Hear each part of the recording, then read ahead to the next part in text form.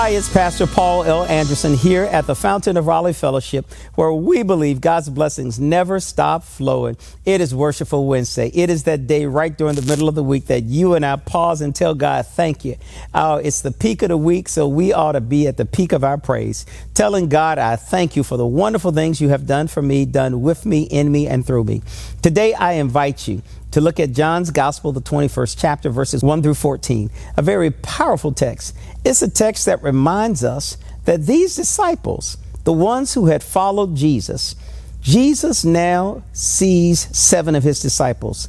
These 7 disciples in verses 1 through 14, they go back to where they were before they met Christ. It's amazing that many of you may have grown up watching Mayberry RFD.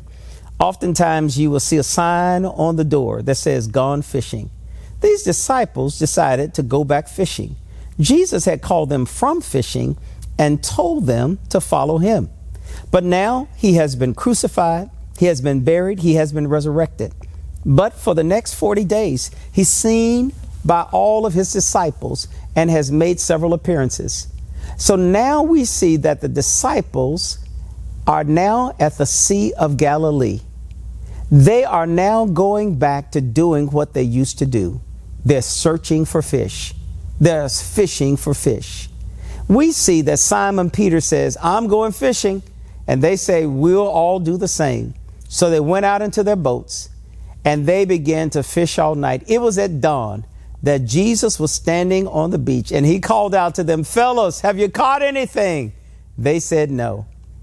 He said, well, throw your nets on the right side of the boat. So they did, and they hauled in so many fish they couldn't believe it.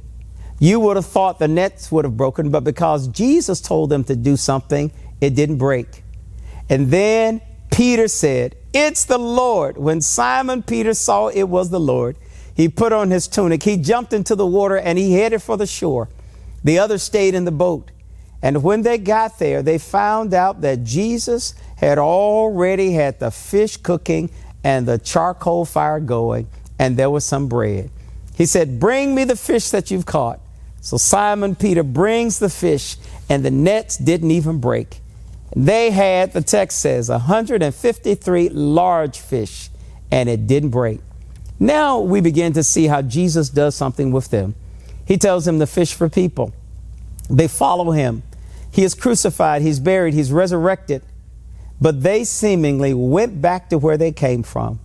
And Jesus lets them see and know, even though for a moment you went back to what you used to do, I'm still going to bless you.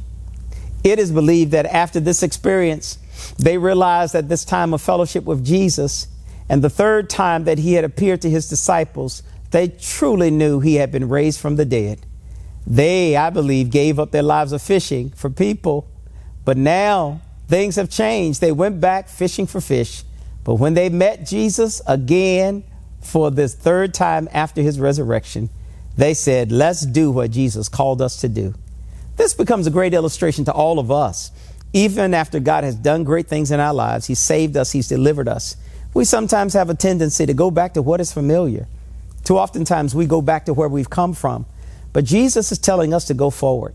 We can't go backwards. We must go forward. They went back for a moment to see that they didn't catch a thing. It's amazing without Christ in our lives. And when he is there and we don't give him his rightful place, we don't catch a thing. But when he tells us to do something different, it is then that a change is being made. I believe all of us can do something different. Maybe we need to go to deeper waters. We need to go on the other side of the boat because what we've been doing hasn't been working. So let's do what works, and that is following the voice of God.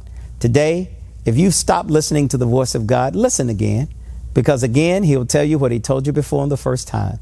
Listen to my voice and follow my commands, and your life will be so much better. May God bless you. May heaven smile upon you. Remember, in this year of 20 and 23, God has blessings bigger and better than you ever thought you would see. Take the Lord with you everywhere you go, and I look forward to talking with you again on tomorrow. To sow a seed to the Fountain of Raleigh Fellowship, visit our newly redesigned website, thefountainofraleigh.org, and select Sow a Seed from the homepage. Also, giving has been made easier with the new Fountain of Raleigh app, available now in the Apple App Store and Google Play Store. Download today, select Giving from the main menu, and then follow the directions to complete your giving through Subsplash. Thank you so very much for all of your gifts and donations that you've given to the Fountain of Raleigh Fellowship. We thank you for what you've done in the past, what you're currently doing, and what you will do in the future.